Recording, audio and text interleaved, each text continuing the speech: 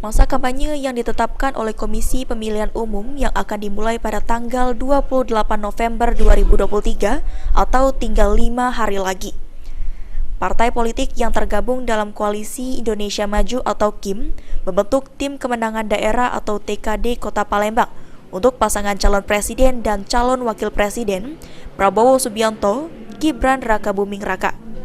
Disampaikan oleh Ketua DPD Partai Golkar Kota Palembang M. Hidayat, Partai Koalisi Indonesia Maju Kota Palembang sudah membentuk juru kampanye yang dipilih menjadi Ketua Tim Kemenangan Daerah yakni Prima Salam, yang saat ini menjabat sebagai Ketua DPC Gerindra Kota Palembang. Sementara sekretarisnya diambil dari Sekretaris Partai Golkar Kota Palembang yakni Ruby Andiarta. Untuk selanjutnya Kak, persiapan kampanye apakah sudah ditunjuk untuk jurkam? Sudah. Kemarin sudah terbentuk. Jadi ketua dari PKN itu adalah Bung Prima. Nanti sekretarisnya itu dari Sekretaris Golkar Kota Palembang, Bung Ruby Andiarta.